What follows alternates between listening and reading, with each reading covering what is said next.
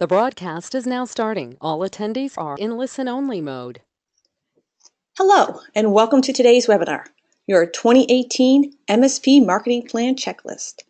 I'm Sarah Duffy, Marketing Manager here at Barracuda MSP, and I'm happy to be moderating today's session. Today, I am joined by Angela Levitt, CEO of Mojo Marketing. Before we get started, let's do some brief housekeeping. If you have any questions during the webinar, feel free to submit them in the questions panel to the right of the GoToWebinar screen. This webinar is being recorded and will be sent out to everyone within 24 hours. And with that, I'd like to pass it over to Angela to begin today's presentation. Take it away, Angela. Thank you, Sarah. I'm so delighted and honored to be back with you. I think this is my third or fourth presentation with you guys, and so thank you so much for having me back. It's always so much fun. Just a little background about me for those of you who don't know me is my background really came from the hosted VoIP side of things, at least industry specific. I've been in sales and marketing for my entire career, but spent some time in the hosted VoIP space, and then kind of went off on my own and started this marketing agency. And so throughout the last 7 years, we've really focused on telecom, IT. We've worked with lots of different types of companies, but have this unique focus. And so I hope that the information that I share with you guys today is really targeted and valuable. Because of our focus, we have a lot of data on what has worked, what has not worked, and so I'm really excited to share that with you today. As Sarah mentioned, I'm happy to stay on as long as possible and answer any questions that you guys have. So please, anything that you think of, feel free to put it in the question box. If you are someone that follows along on webinars on Twitter, please tag me. You can see my handle there, as well as Barracuda. And I'm also more than happy to share these slides with you. And so I'm going to go through a lot of information. I'm going to go kind of fast because I want to share so much with you today. But I'm more than happy to share the slides with you. So just shoot me a quick email, and I'd be happy to send them over to you afterwards. So with all of that, who loves planning? I don't think anybody loves planning, and especially marketing planning. If you are like most of the MSPs that I know, your marketing is not your favorite thing. In fact, it's probably kind of foreign to you, and if you are like most MSPs that I know, pretty frustrating. And so we're going to talk about that a little bit, and I'm hoping that what I can do and what I can show you today is that this really isn't that hard, and that if you at least do some planning once a year, that everything else the rest of the year becomes a lot easier. So, why should we really have a marketing plan? Well, most of the MSPs that I work with are kind of stuck in a world of one-offs. And so what they do is they get really excited about like one particular activity, one particular campaign, or perhaps an event or a tactic, and they do this one thing. And when the one thing doesn't work very well, they say, well, that didn't work. And then they move on to the next one thing. And so what that creates is just a series of, it doesn't build any momentum for you. And so by having an actual thought out, descriptive, written marketing plan, you actually can avoid the one-offs and start to see some better results. Also, by doing the planning, if we plan out at least the structure of an entire year and we do more thinking up front, then when things pop up like every day, like they tend to do, you don't have to do as much thinking at that point. So we're just getting things set up in advance.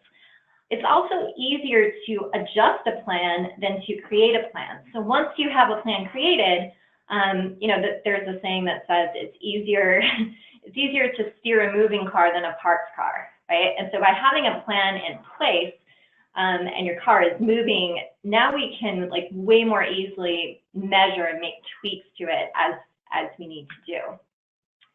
As I mentioned, you're automatically going to get better results by having a well thought out, consistent plan. And plus, things change. And so I want to take a few minutes before I get into the actual planning part and share with you guys some things that have changed and some reports and stats that came to light last year that I think should be relevant and on your minds for your marketing planning this year.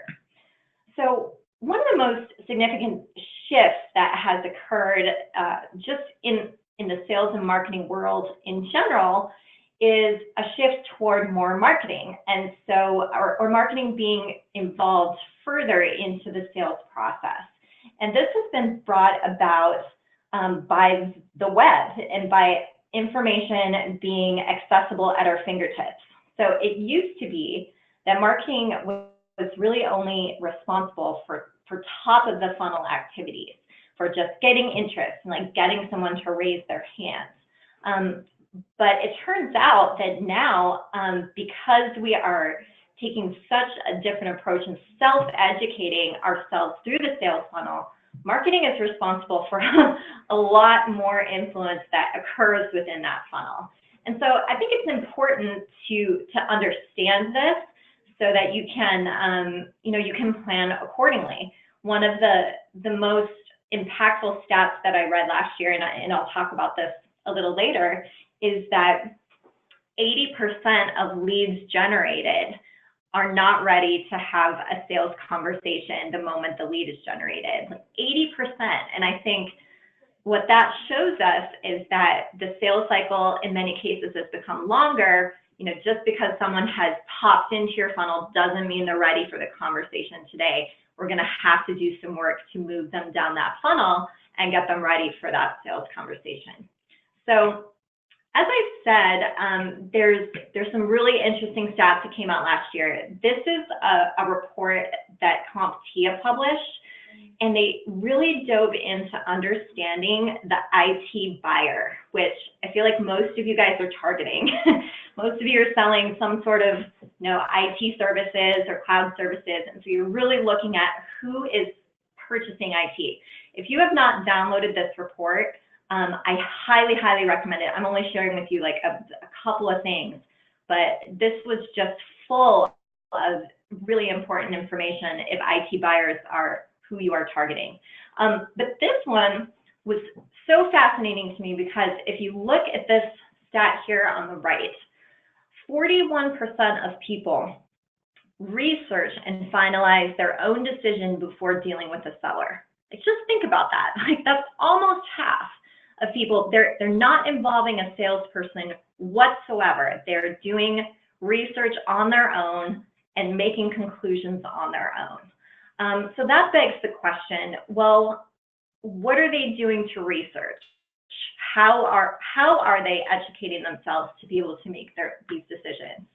And so they looked at this and they said, well, they are consuming content, pieces of content, and you can see the different numbers here. 79% are engaging or consuming at least 3 pieces of content before talking to a salesperson. And so now that begs the question, well, okay, what kinds of content are they consuming? And here you can see these are the top types of content used to make decisions. So we've got white papers, webinars, case studies up at the top. You can see some other things there, infographics, podcasts, even though they're becoming increasingly popular, probably not as much used for making decisions.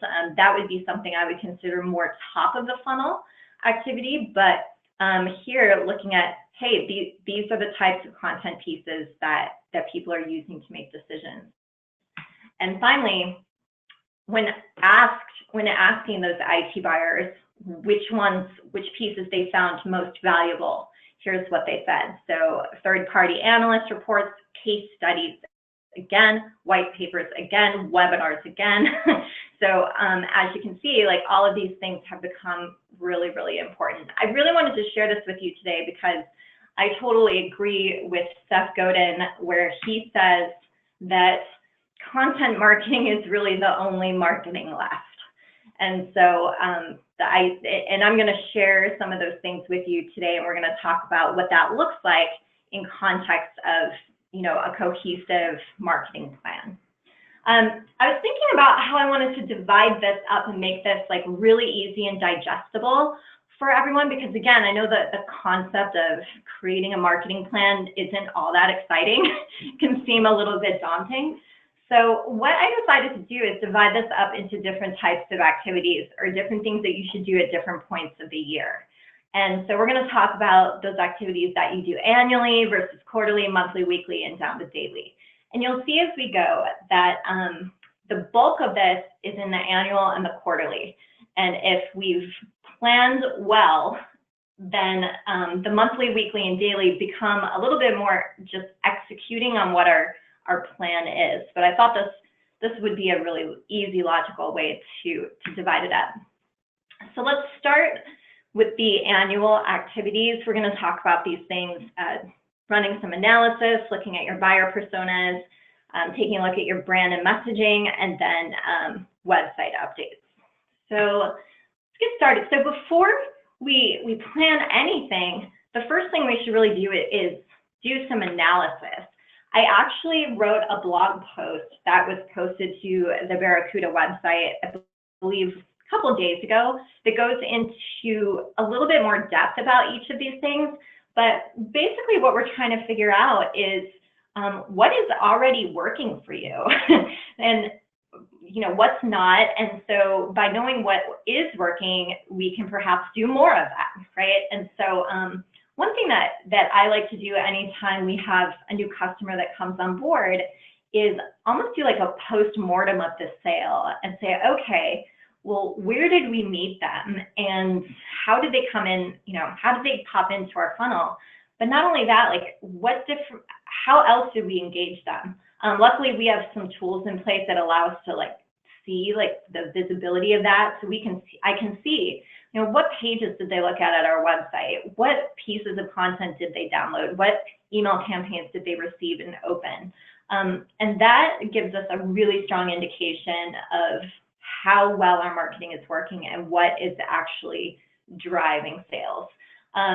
So looking at that, looking at all of your lead sources, taking a look at, again, if content is such an important part of your marketing plan, what are your most popular pieces? What are your least popular pieces? Where are people engaging? And again, the idea here is to, if we're doing something well, let's do it even better, do more of it. And if we're not doing something well, then let's not do it. Now, I will give the caveat that if you're doing things in a one-off fashion, something could potentially be a great strategy for you, but if you only did it once, that might be why it didn't work, right?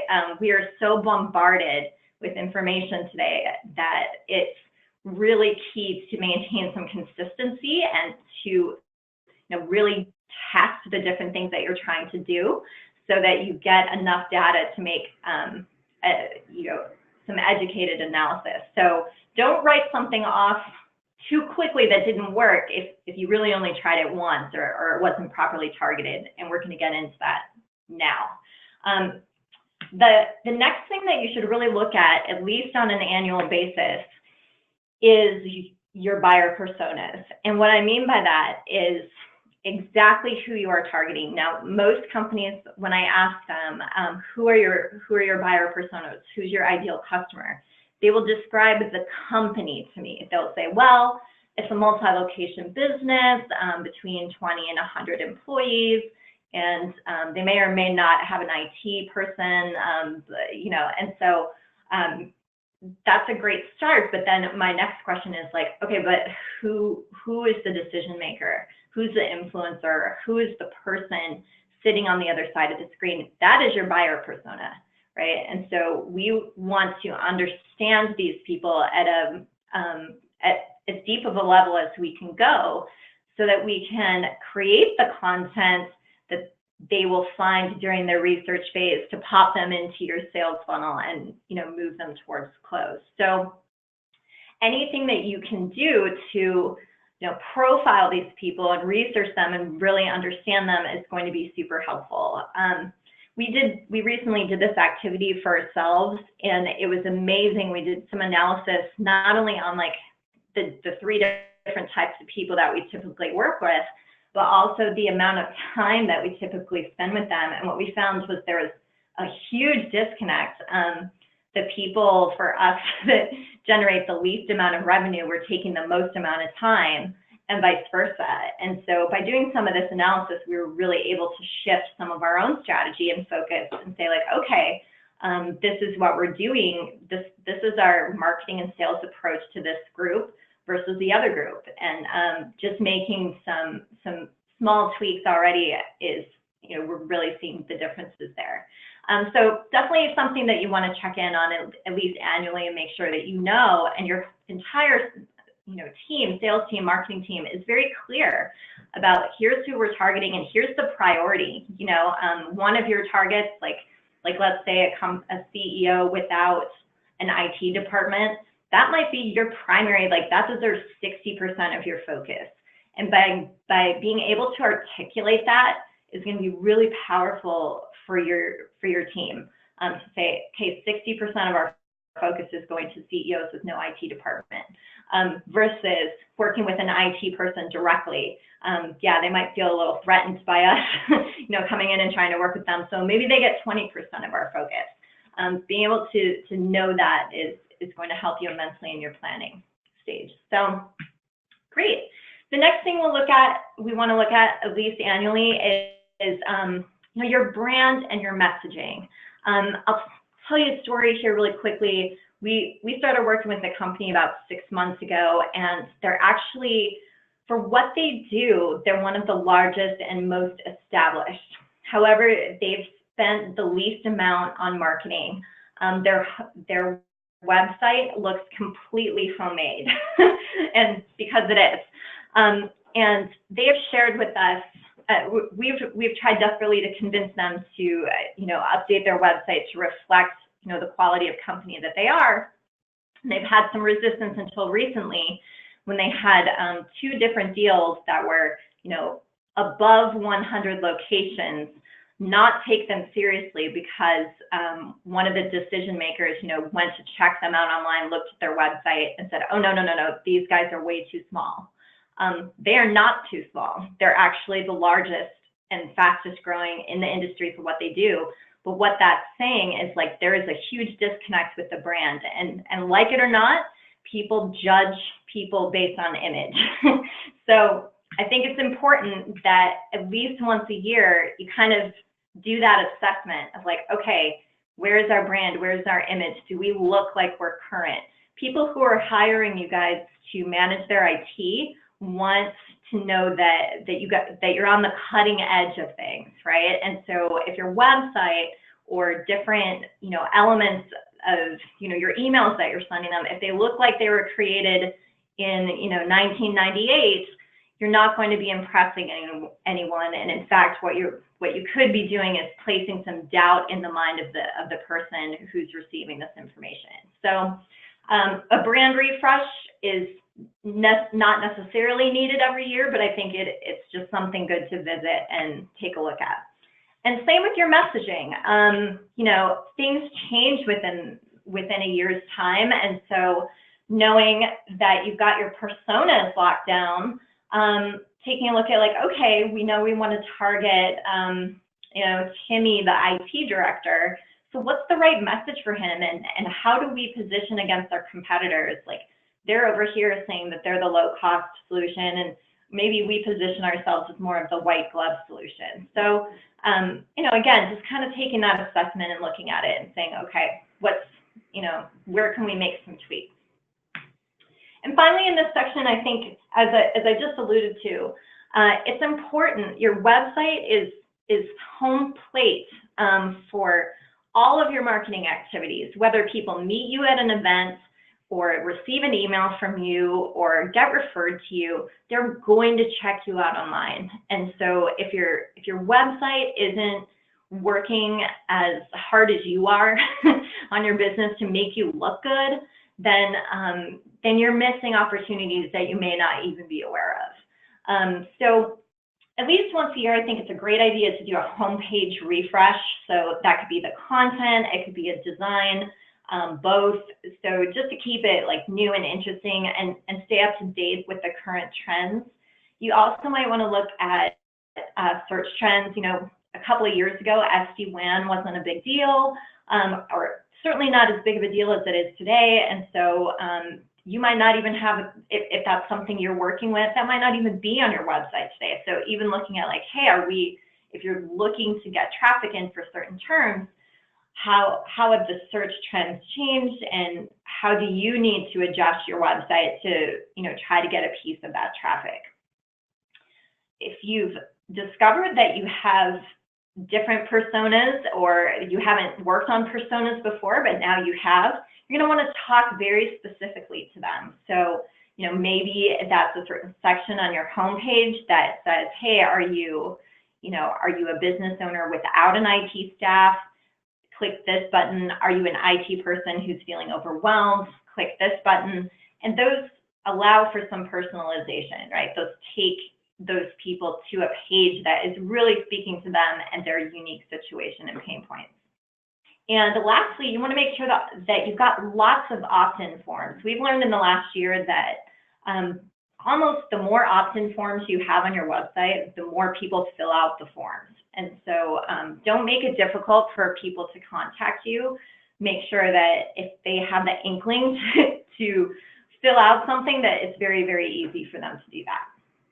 Okay, so that wraps up the annual piece. Next, we're going to get into quarterly activities, and this is where it gets really fun.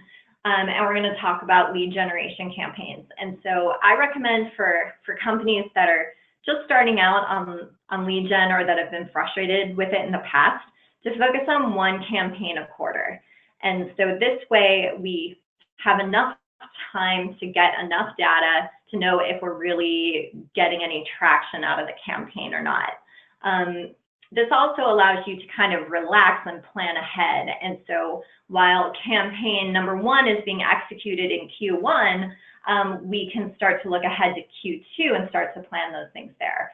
Now, I'm just going to go through some elements of lead gen campaigns briefly. I can give entire presentations on this. In fact, I think I have for Barracuda in the past. So I'm just going to hit this kind of at a high level. But if you're interested in more specific information on lead gen campaigns, I'll share that with you at the end, like how we can help you with that, or point you to the right resources. So it's really important with lead gen campaigns that you have a very specific target. I like to think of it as fishing, and that you know, if you're going to go fishing, you're not just going to go out and like, oh, well, I'm just going to catch whatever, right? Those of you who fish know that, like, if you're going after certain types of fish, that means, okay, there's different types of gear that you need and different types of bait. And, you know, it's really targeted around like what, you know, where are you and what do you want to catch? So thinking about your target audience first and foremost. And what I recommend is, if you've done that persona work, pick one of them, right? And so your Q1 campaign is going to center on CEOs with no IT staff. And you could even break it down even further if you want, that are in a particular industry you've had success in, or a certain part of the country, or a certain size, but really clearly define who your target audience is. Then what you're going to do is try to get in their head and think about, like, okay, well, what kind of pain do they have, and what causes them to like go do some sort of search online, right? Like, is it their network went down again and they just can't handle it, or what is it? And we're going to create some type of content piece and stick it on a landing page, and so that we can try to capture them when they're in that moment. And then we're basically going to try to like drive traffic to that page. And so wherever that content is, if it's on your website, you know, we're going to campaign. So we'll send emails out. You can, you know, post to social, all kinds of different ways to drive traffic to that page. Another important thing to think about here is, once someone has opted in to receive this piece of content, what happens on the backside. And like I mentioned earlier, if only 20% of those people are ready to have a conversation, that means you need to nurture them a little bit and, guide them through the funnel there. So, and that will lead hopefully to a conversation that ends up in a sale. So this is just a pretty broad overview. Again, we the most important thing here is to create a content piece or pieces, ideally, that really address very specific pain for your buyer persona. So this isn't necessarily meant to be, remember, people are starting in research phase, right? They have a problem that they're researching. They're not necessarily thinking about, like, what are your services? They're Googling on behalf of their own pain. And so if we want to capture them in that moment, we have to put ourselves in their shoes and say, like, okay, what pain are they experiencing? What might they be, searching for? And how can we provide answers to that? So again, that might be an ebook or a white paper or a case study, those types of things. If you can add some element of creativity or make it entertaining, even better, because it's going to stand out in the world of lots of other competing content. So yeah, just remember that these pieces are not about selling, they're about giving value. And the goal of these pieces is that the prospect builds a relationship with you and knows, likes, and trusts you. Okay, we looked at some stats earlier, and this is just kind of a reminder there, like what the types of content that work well within lead generation campaigns. And so you might start off with a white paper download, and then a few days later, you get an email saying, hey, we saw you downloaded our white paper. Thank you so much. You might also be interested in our worksheet that talks about, network planning for small businesses. And then a few days later, or a week later, you might send another email that says, hey, we know you got these two pieces. We thought you'd also like this infographic, right? So again, the idea is to have a variety of things and to continue to nurture these people through your sales funnel. And that's where the email comes in. Building the relationship electronically. I'm going to talk a little bit later about like ways that you can automate this. We use a tool, and like many of you have probably heard of tools like Hatchbook, Marketo, HubSpot, things like that help you kind of set it and forget it, which is ideal. But there's also some lower cost options as well that can help you, kind of automate this process. So, there we go. So again, once this content is set up and you've got it ready to go, you're going to want to drive traffic to it. And so the best way is if you've got some sort of strategic partner that can do this for you. So, it could be a non-competing, can you partner with your local chamber to put on something or to spread the word about a guide that you just did, or put on your own webinar, things like that. If you can get a second party or a third party kind of touting your information and your expertise, that's going to be a great way to drive traffic. Your own email database is very important, and there's just a slew of techniques that we can use to drive traffic there. Again, a lot of this depends on your budget and your bandwidth, and if you, in the most simple form, what you're really doing here is thinking about who you want to target, creating something they want, put it on a landing page, drive traffic to it, and then follow up with email nurture campaigns. And just do that over and over again. Again, I kind of recommend if you're starting out or newer to this, do this once a quarter. Pick a different type of person you're going to target per quarter, and figure out like what's reasonable for you. Can we create 3 pieces that can go out in succession once someone downloads something? And can we work with, we'll do a little bit of advertising, we'll use our email list, and we'll partner with someone to get the word out.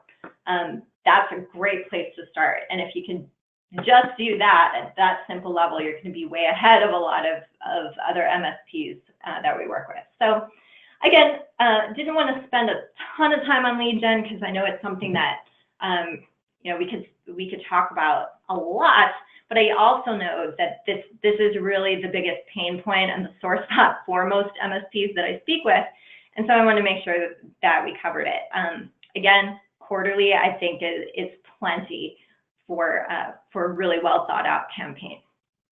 Okay, so you'll see that this was kind of the bulk of the planning. And at this point, if we've got, our initial analysis, we've got our buyer personas, and we've got our lead gen campaign set up, from here on out, it gets like pretty simple because we're just executing and we're measuring and kind of adjusting. So from a monthly perspective, really the only thing I look at is to review the KPIs. So take a look at like, okay, what has come in? Again, like, can you do a post-mortem on any new sales that have come in and learn like where did they come from? What did they interact with? What leads came in this month and where did they come from? What does our web traffic look like? Is it increasing? Is it decreasing? Are they spending more time on certain pages? Your Google Analytics can tell you all kinds of things like that. Look at the lead gen campaign you have in progress and just learn, like what are people responding to? Which emails are they opening? Again, if you're new at this, then the first few months of doing this are just gonna kind of set your baseline. And so it's just a matter of getting in the habit of pulling the numbers and looking at these things. If you've got a good, a good CRM that you're using, then a lot of these things will be kind of automatically generated for you.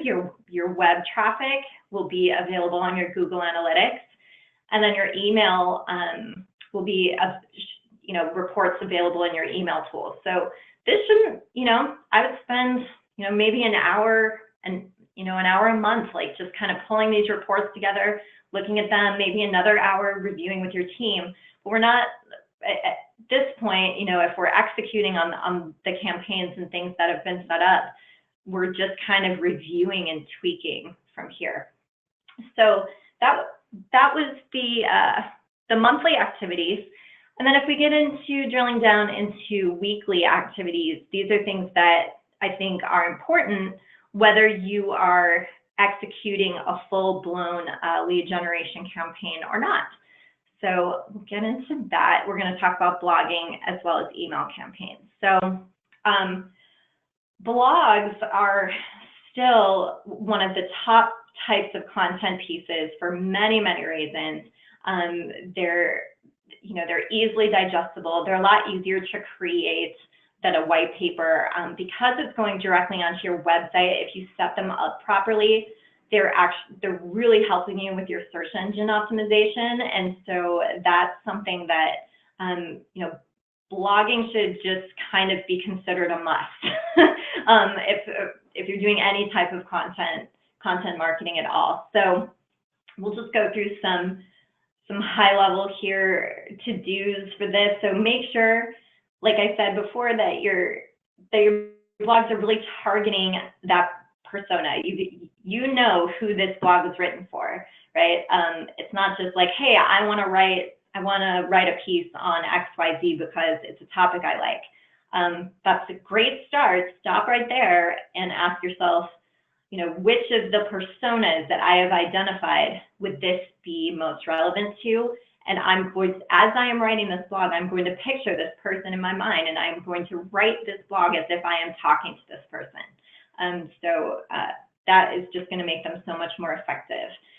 If you've done your annual SEO research and review, then you've probably selected some keywords, right? So probably 5 keywords that are most important to you in your business. So make sure that when you're writing these blog posts, if it is natural and can be worked in without sounding too robotic, that those keywords are going into your the title of the post, your meta descriptions, your headers, and that you're using them in the text. That will ensure that your blog is properly optimized and helping you drive traffic to it. Make sure that your blog contains at least 1 image. We've found that more images is better if you have that ability, but blogs with images just get read more than blogs without. From an SEO perspective, 300 words is about the minimum. It's been a really interesting year this last year to see the trend shift from smaller, shorter blogs to actually longer form. And the idea here is that because people are so bombarded with things, they don't want to have to read 10 posts on one topic to get a comprehensive view of it. They'd rather spend more time reading one post that has everything in it. And so longer form blog posts are definitely a trend that is happening. And lastly, make sure that they're formatted nicely. So again, we judge things so quickly by how they look that if someone gets to your blog page, they found you on Google, hallelujah, they're on your website. If it doesn't look good, if it isn't easy on the eyes, they're going to bounce off pretty quickly. So make sure it looks nice, that you've got headers breaking up, that it's not just paragraphs and paragraphs, right? You've got some headers, you've got bullets, you've got more images if possible, so that it's pleasing to read. Okay. Some other things on blogs. If you personally are not a writer, that's okay. You don't have to feel like this is all on you. I actually require that each one of my staff members writes a blog post once a month.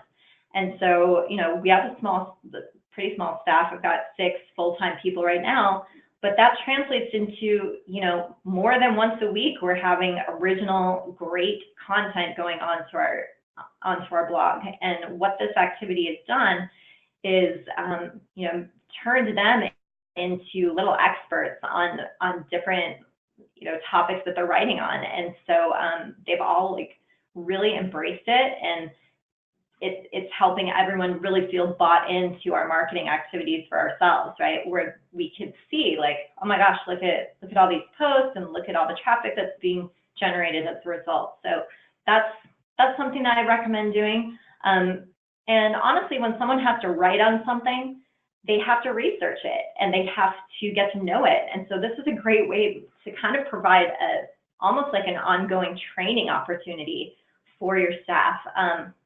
I do throw in a little incentive to my team to do this, even though it's required. I give them a little bonus to do it, but it's been something that has worked for us extremely well.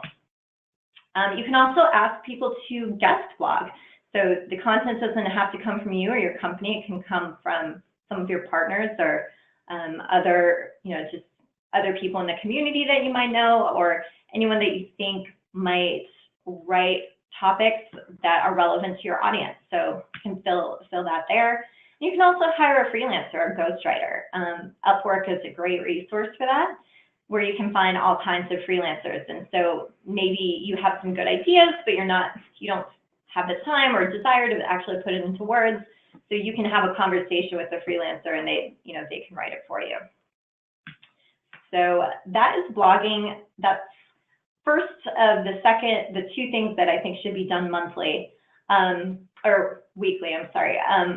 The second is email. And actually, I struggled whether to put this in monthly or weekly because really bi-monthly is about the sweet spot with email.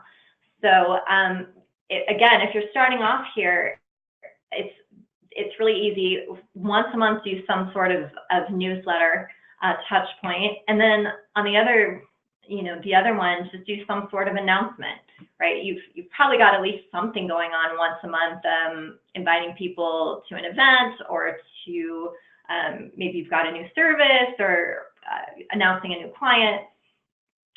This is about the right pace to stay in front of people frequently enough that they remember you, and not so frequent that they're highly annoyed that you keep emailing them. So again, this is just a great way to do it. Now, if you want to get even more sophisticated with your email and do some things like we were talking about with the campaigns earlier, where you've got things kind of automated, you can set it and forget it. Like once someone opts into this particular page, they're going to get these 7 emails automatically. then you can set up some automation software. And this is something you might not be ready for today. If today you're using a tool like Constant Contact or MailChimp, they've got some basic abilities here. But at some point in your growth, you're probably going to want some automation software. And this just takes it's more work up front because you have to, set up all the parameters and the rules and all that stuff. But once it is completed, it is running in the background and just making life so much easier for both your sales and marketing team. Interesting that businesses that use automation software to nurture experience a huge increase, like 451% increase in leads. The nurtured leads make larger purchases than non-nurtured leads, and 50% more sales at a 33% lower cost. And so the idea behind this type of software is to, like we looked at the funnel earlier, take people who are at the top and guide them automatically all the way down to the bottom by staying in front of them and putting the right content pieces in front of them at the right time. And what's really cool about some of these is that they can, customize the experience for the person on the other end of that email. So really interesting stuff. Again, this is something that some of the ones out there, HubSpot, Marketo, we use one called Hatchbuck. We were on Infusionsoft for several years before switching to Hatchbuck about a year ago. We've been really happy with them. So something to consider in the life cycle of your growth. Okay, and finally, I want to get into the daily activities, and this is something that really boils down to social. And social can serve as a great platform to share all of this wonderful content that you have been creating for your lead gen campaigns, sharing the blog posts that your staff is writing, and just like shine a spotlight on some of the things that you're doing. Now, before doing that though, you will notice that my first bullet point here says like, comment, and share.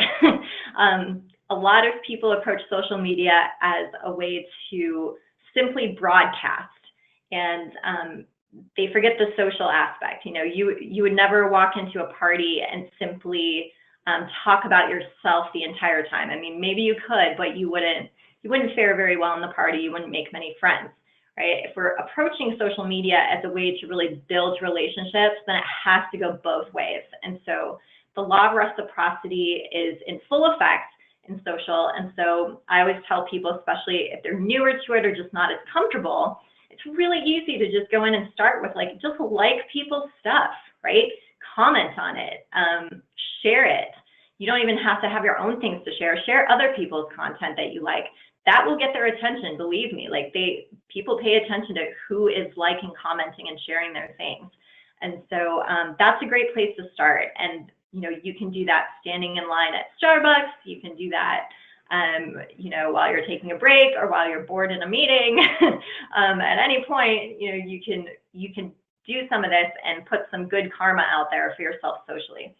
So posting of your content to your feeds. Don't forget about groups. We see some really good things happening in LinkedIn groups. And so not just posting to your profile, but maybe there's a group that's focused on a vertical you do well in, or locally that could be worth your attention. And so don't forget about those, because that's the place where you can really go deep and build some meaningful relationships quickly if you are contributing positively to the group. Also, great way to engage your team. So again, going back to the example of, my team is blogging. They also, when we share something on social, we let everyone know so that my team can go in and share it as well, right? Or engage with it, like it. All the algorithms on the social platforms are structured so that the more likes something gets, or the more shares something gets early on, the more visibility it will get, because the algorithm has said okay, 5 people have shared this, or 10 people have shared the same thing. This must be important. So we're going to show it to more people. So one way that we've done this is set up email distribution lists for our clients.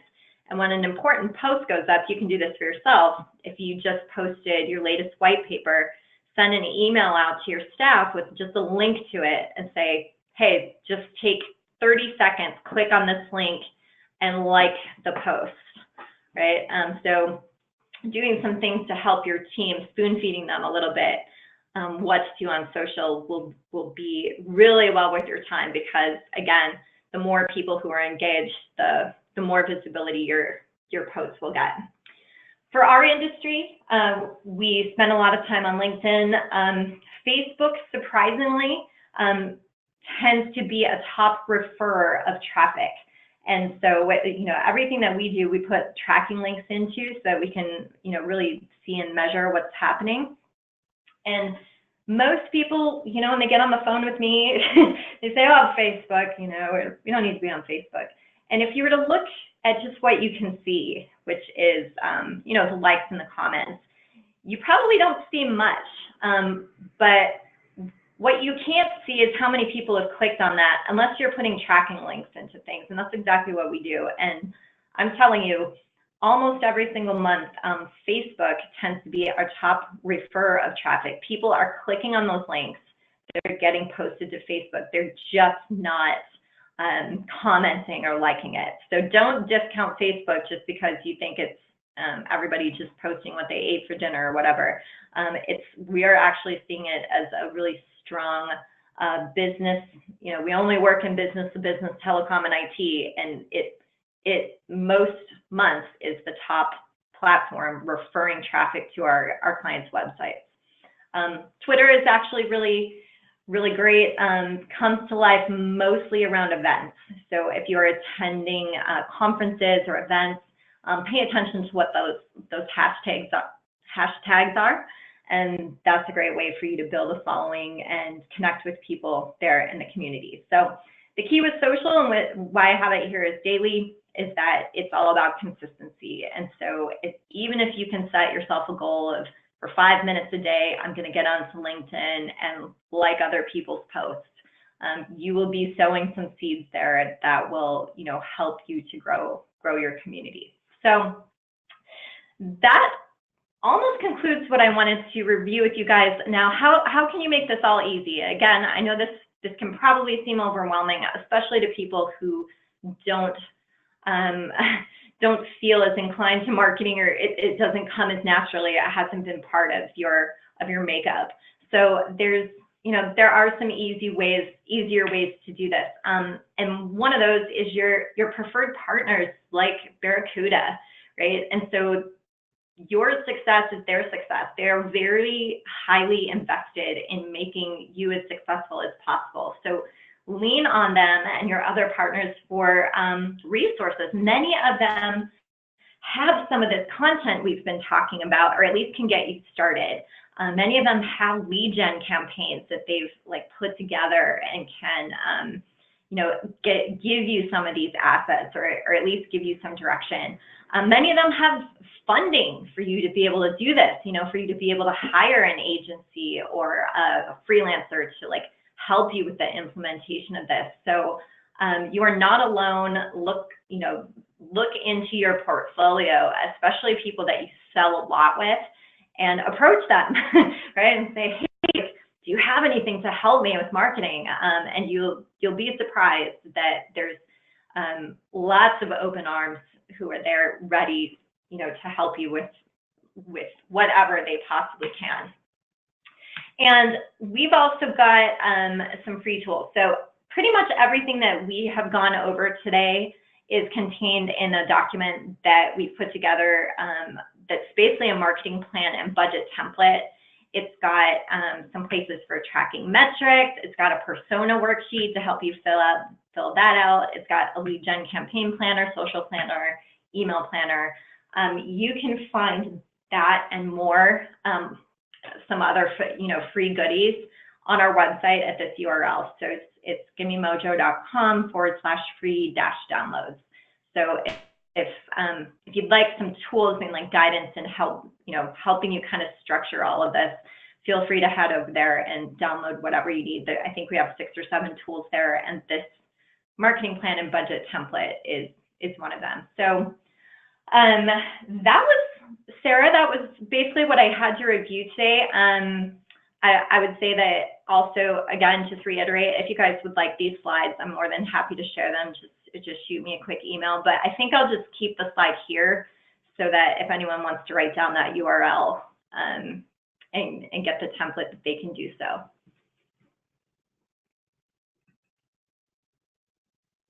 Great, thanks, Angela. And thanks for sharing all this great information about how the audience can better plan their marketing. What I'm going to do now is I'm going to enter the URL into the chat panel so folks can just grab it from there as well. Great. So we do have some time to answer any questions. If you have any questions, you can submit them in the questions panel located at the right side of the GoToWebinar screen. So if you have any questions, feel free to submit them. We're here to answer any of your questions you may have.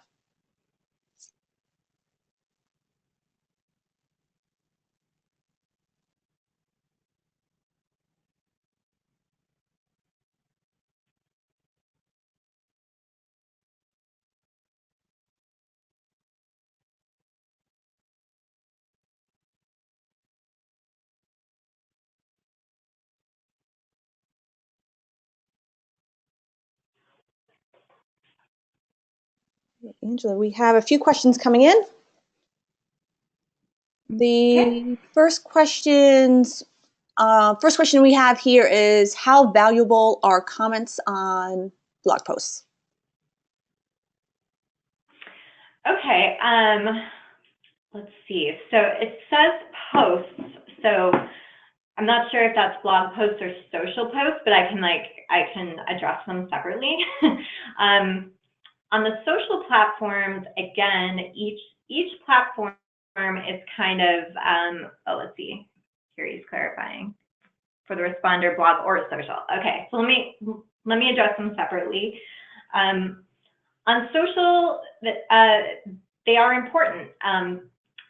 LinkedIn, Facebook, they are monitoring how much activity something gets, right? Like if you put yourself in the shoes of LinkedIn or Facebook, they want to serve up to you the best, most relevant content to keep you around, right? If you were to go there and see nothing that interested you whatsoever, you would abandon, right? And so their algorithm is set up to try to understand what types of things you might be interested in. And so if something has more likes, comments, and shares, that's just going to carry more weight with it than something that has no likes, comments, or shares, right? So all of those things kind of come into play about how visible the platform is going to allow something to be. Now, if you are a company posting from a company page, and this goes for both LinkedIn and Facebook, you can bypass that a little bit by spending money and basically, boosting the post, putting in $10 or $20 to, boost it inorganically, right? So not requiring likes or comments or things like that. It's just going to show up to more people. In terms of blog comments, I'm not sure that's, I think in the past when there were fewer people blogging, we would see more people engage with comments, but to me, I don't see people commenting on blog posts themselves that much anymore, unless the post is really controversial and is causing some debate. So within our industry, I don't see a whole lot of commenting unless there's something really controversial, and so I don't think that's as important as the comments on social. So Brent, I hope I answered your question, and if not, feel free to shoot me an email and we can talk more.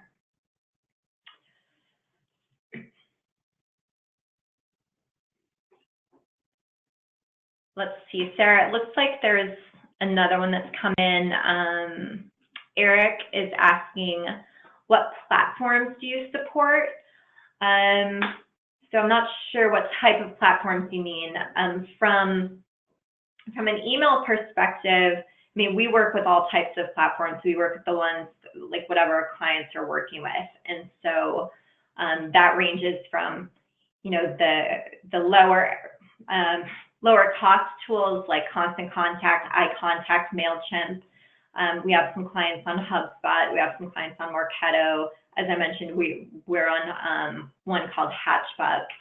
So that's those are all platforms that we're comfortable and have worked with. It kind of depends in terms of recommending the right tool for you. It's hard to say without knowing more about you and like where you're at in your life cycle with your, you know, with your growth. But of the lower cost ones, our favorite is MailChimp. It's just really easy to use, and they're constantly adding to it to make it more effective, and have some more like kind of bells and whistles, some automation tools and things like that. So if you know, if you're trying to keep it lower cost, we recommend MailChimp. If you're wanting a little bit more of that automation I was talking about, then our favorite one is the one we're on, which is Hatchbuck. So hopefully that made sense.